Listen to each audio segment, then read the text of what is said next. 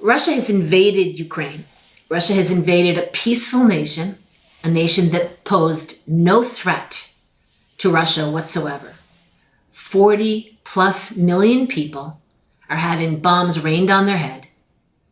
Missiles crash down on their kindergartens, their orphanages, their schools, residential buildings. This is not war. This is a genocide. The rules of war aren't applying. These are the rules, these are the actions of terrorists who have the annihilation of Ukraine as their objective.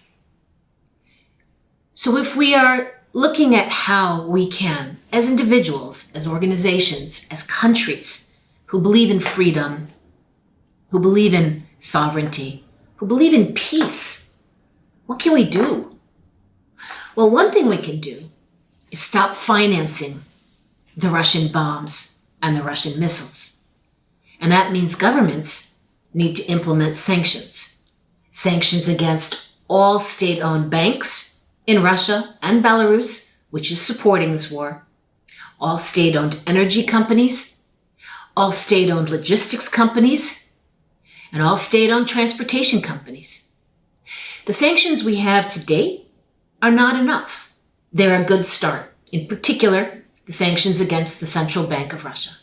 But it's not enough. Business as usual continues. The EU, UK, and the United States together have been buying $700 million worth of goods and services from Russia a day. We are financing the war against peaceful, innocent civilians. So we need sanctions. But then beyond governments, what can businesses do? Well, businesses need to sever all ties with the Russian market. And businesses have made much progress over the past 3 weeks of war in terms of stepping away from doing business in Russia. But it's far from complete. And it's far from enough to end the war. And that's the only question we have to answer. Have we done enough to end the war? If we've done enough and the war ends, then we can look to a different future. But until that war ends, until the bombs stop raining over maternity hospitals, drama theaters with 300 children inside, we need to keep doing what we can. So what can we do? What has been done? Well, the most progress was actually made with energy companies, not all. But Shell, BP, are divesting from their interests in Russia. Shell has stopped trading in Russian oil.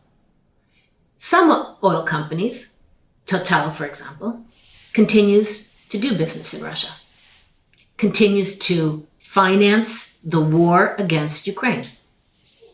They need to divest and sever all ties with Russia. And what that means for companies that have an investment in Russia means taking the financial loss now. Yes, it's painful, but it's nowhere near the level of pain that the people of Ukraine, that the children of Ukraine, that those pregnant mothers in the maternity hospital in Mariupol felt when the bombs rained down on their heads. Not only is it not near the pain or the cost, but there's no escaping the financial losses. The economy of Russia is imploding. The Russian ruble is devaluing. The banking system is becoming unusable. So how can our companies continue to operate? That financial loss that they fear taking today, they will have anyway. It's just a matter of time. So why not leave now? With your head held up high, employing the ESG principles that are on all of our companies' public websites, annual reports, that we stand for environmental, social, governance principles. Why not employ them? Why not walk the walk instead of talk the talk? Why is it in a company's interest? Why is it in a company's interest, aside from the moral issue? Well, let's just think about what we're going through right now in the world, something that's called the Great Resignation. We have entire generations who are looking to work only with companies that stand by certain moral values, whether it be climate-oriented, human rights-oriented? How do companies who remain in Russia today believe they're going to be able to attract the professional management teams of the future if they have no morals, if they have not stood by the most basic principles of human rights? It's also very telling that Russia has broken not one, not two, not three of the very basic principles upon which our capitalism is built. We've built a system post-World War II that's based on rule of law, contracts, respect for one another's property, intellectual property or real property. When a leader, Putin, has abrogated any and all international law in front of him, whether it's the UN Charter, the Helsinki Principles, the Geneva Convention on War, or the OSCE Principles, how do you expect him to respect your property, the contracts that you've entered into? The financial risk for every company remaining in Russia is as high as it could ever be. So every company has not only a moral responsibility, not only a stakeholder responsibility from the perspective of being able to attract future management talent, but also a financial responsibility to their shareholders to take the known losses now.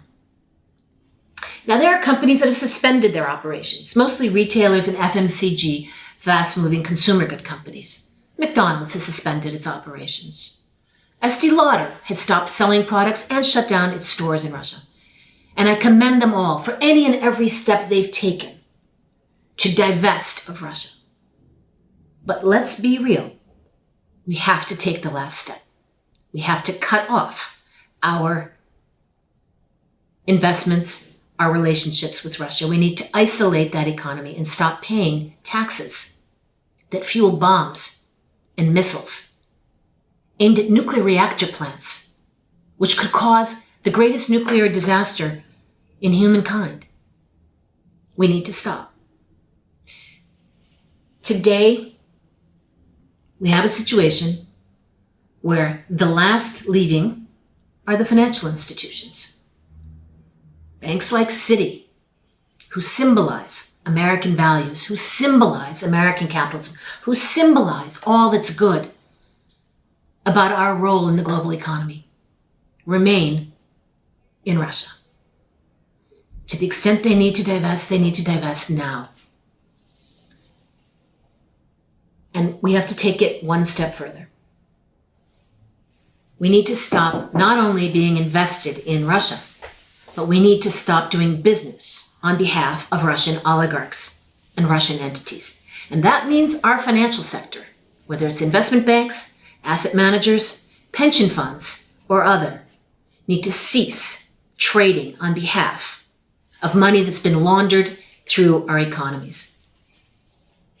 If they're not willing to do so voluntarily, then we should, as consumers, as investors, demand complete transparency of any and all exposure to Russian risk, individual or entity.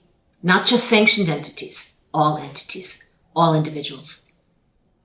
Because I don't want to purchase Danone yogurt while Danone is paying taxes to rain bombs on my head. And I don't want to invest my money into companies that are trading on behalf of oligarchs and Russian businesses. So why don't we allow every consumer, every stakeholder, every shareholder to make an educated decision, full exposure of any remaining exposure, full transparency of any remaining exposure to Russian assets. Leave Russia now, isolate the Russian market, isolate the Russian economy, and end this war.